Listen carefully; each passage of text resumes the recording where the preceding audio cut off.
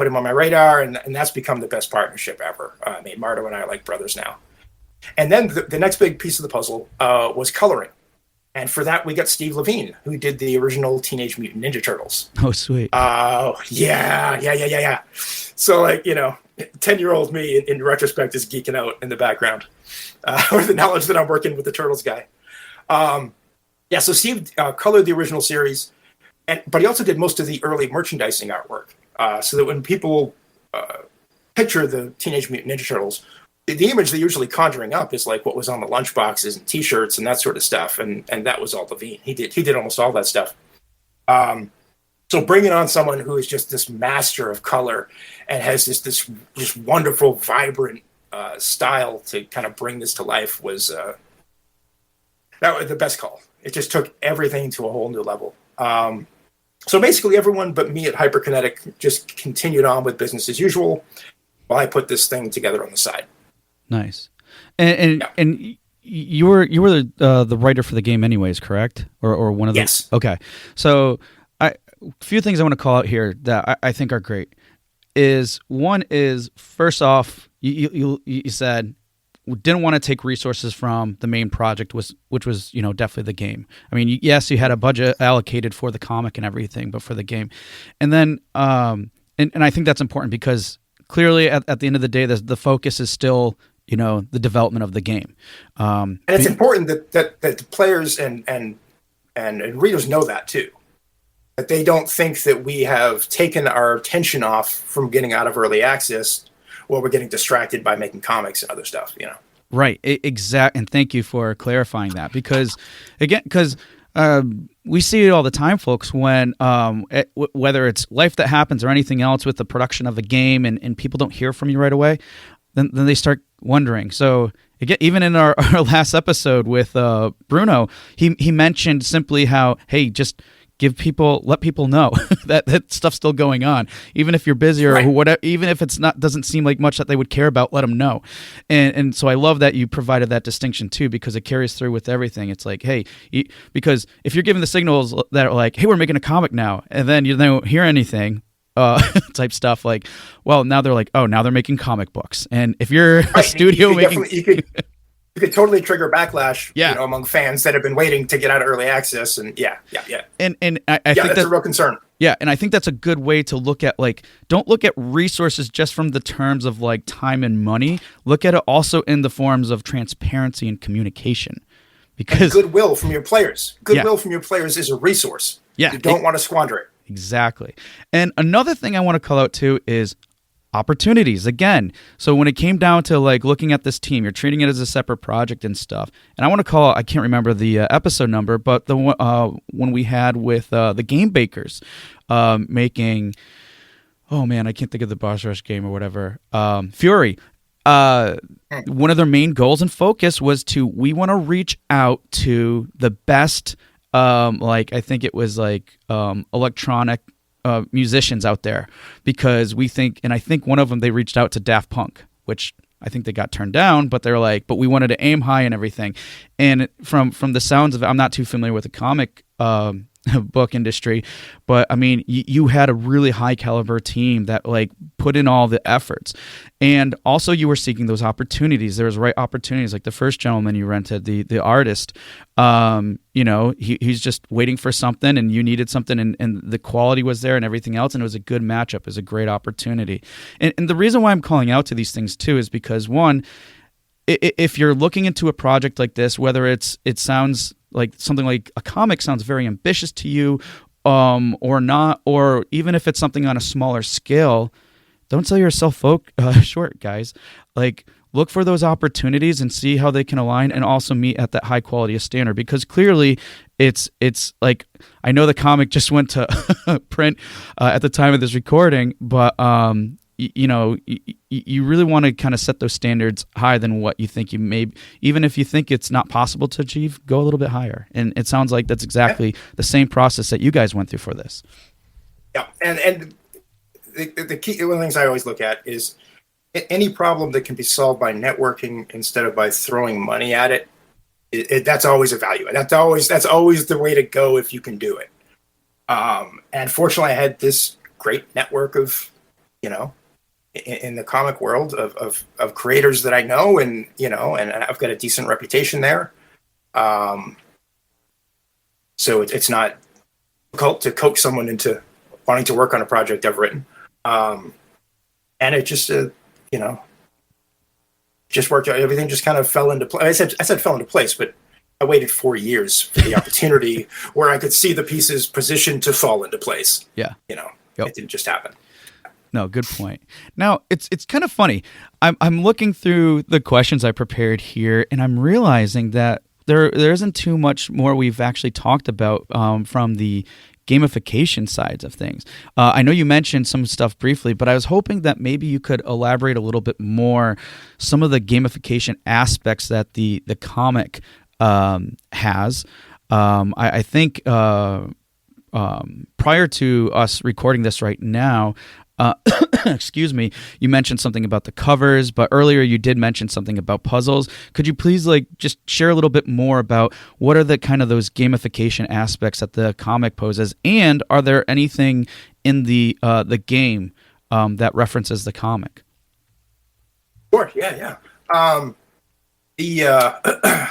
One of the things we're doing with variant covers, we have 10 different covers of our first issue, is we're creating every cover comes with an in-game reward. Okay, cool. It's a powerful artifact that is an Easter egg to wherever you bought that cover. One of the things that Black Caravan does is they set up store exclusive deals, where a store will get, say 250 to 500 copies of your comic with a cover that only they have. Nice. And it works so well because they'll sell those for like $15 to $20 because they're limited edition. And, they paid $5 for them. Yep. So it's a good deal for stores and incentivizes them to, promote your comic. And at the same time, as the creator, it guarantees you several $1,000s in sales before you've even gone on sale to the public. So it's this really nice kind of safety net it works really well. And we wanted to take advantage of that. So what we do with the rewards is, and this was tricky because the game is on multiple platforms. Mm-hmm. So if you're trying to figure out how to set up an in-game reward that's going to work on all the different platforms, you try to set up like codes. There's all kinds of, there's ways it can be done.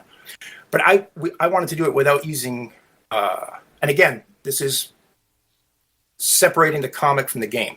I wanted to solve the problem without using any engineering hours.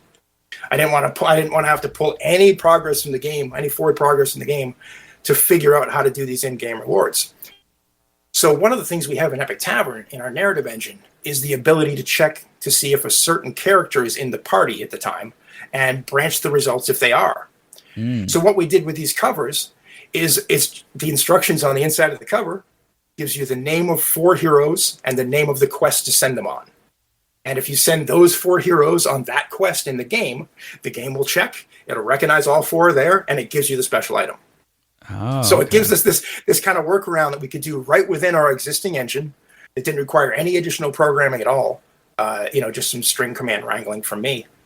And it incentivizes our players to go out and collect all the different covers, which is always nice for all the different rewards. But it's the puzzle that I'm really psyched about. That's that's the big one to me. Because I would love that. If I was playing a game and suddenly there's this comic that I look through it and it tells me what to do in the game, and then I go do that thing in the game, and the storyline plays out completely differently because of it. And now I'm getting clues of where to look in the comic and putting together notes on, it's just, I love everything about it. I can't wait to get that part of it out to the public and let some of our players start digging into the puzzle, because it's just a great way to create engagement. And, like we mentioned earlier, it's a value add. We're not extracting anything. I mean, we're kind of encouraging them to collect the variant covers. But the point of this isn't about that. That's not the big intent of it. That's just kind of a happy side effect. Right. Yeah. I mean, so many levels I love about this. Like the main one, when you're just talking about having the different covers, from not just a collection. So, okay, there's a lot to expound about here. Yeah. But like multiple covers, one from a collector standpoint, that's cool. That's a form of gamification, if you will, right? And also thinking about intent. You're not just thinking about the experience here too, in terms of the game with the comic, but you're also thinking about what the intent is with the distribution of the comic, meaning by having multiple covers that are exclusive to the store, you're also making the intent or incentivizing it for that distribution network for those comic book stores. So you're even adding value to the whole distribution process to those store sellers. So it's like, and the reason why I'm calling this out, everyone, is simply because sometimes, even though we have this initial intent and value, and it's always like player focused, but like for just very simple analogy here, that's a real life application. When you're reaching out to influencers, how are you? Ultimately, yeah, you're looking for more players by reaching out to them, but also how are you providing them with value? Yes, right? yes. So, people forget this. Yeah, it's if you go to people with a mutually beneficial proposal as opposed to asking a favor, you're going to get much better results. Right. So and it seems like such a basic thing, but it's overlooked so often. Oh yeah, definitely. And that's why I like having, Shawn, what you're sharing with us today about a comic, because in some cases, and I'm sure some of you might be thinking this, like, wait a minute, we're talking a lot more about comics than we are about game, but it all relates. Like the whole process and thought and what the ultimate intent and value are still relate. It's just by applying it in a different way. I'm at least hoping that we're able today to show you how you could be more creative in thinking of other opportunities and ways with your marketing. Even the distribution itself, Scout gamifies that a little bit. One of the things that they're doing with our book is we have a variant cover that looks like an Atari cartridge. It looks like Epitavern made into an old Atari cartridge. It's beautiful. It's awesome. I love it so much. But you can't order it. You can't actually buy that cover on its own. It's called a chase variant, and what they do is they just randomly mix them in with store orders.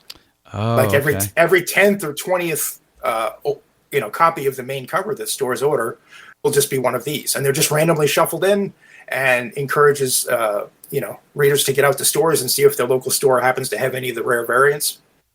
Because they sell for the same price. They're the same $4.99 book, but they're actually worth $20. Oh man! So it becomes like this little kind of the scavenger hunt sort of thing for readers who want to go collect these rare variants for the same price. Okay, well, I can officially say I may have some insider intel here, because I already went ahead and requested this comic at my local comic book store. And knowing nice. this, and I know the owner, and knowing this, I may be like, hey, dude, if you go through them and there's a different one, could you set it aside? Let her know to see if we can stash the Atari Chase variant for you. Yeah, right? It's a great cover. We modeled it after the Adventure cartridge, the old Atari Adventure game. Okay, sweet. But, and one more thing. Going back to what you shared about a few minutes ago, again, you mentioned about I did not want to take any resources from the development whatsoever. So you made that process in terms of like the puzzle and everything else, like all in game. It's almost like seamless. It's seamless. So in the sense of, there's like if a code was to pop up or something, or other information, let's say in game or whatever, that can really take players out of that experience. But now getting that information from the comic and making references to the comic, the experience isn't ever, I would say, interrupted or right. Yeah. abruptly interrupted, which I think is just brilliant to do that, because so many times it's like, oh, look, here's a code to do something. Like, for example, the only thing that popped in my head right away, and I'm not complaining about this because I still like that this happened, but it's still abrupt. When I was playing Fez, and there's one part there's like, here's a QR code, and I was like, wait, what? I'm like, I need to get out my phone now and do something else, and that was an interruption to that experience. Was it cool? Of course it was. Like, I never saw that done before in a game. I'm sure it's been done before, but that was my first time experiencing it, and it took me out, and I was like, okay, whatever. But still, it did remove me from that experience, but in the case, just the level and degree of thought that was put into this to make sure that these things still stood on their own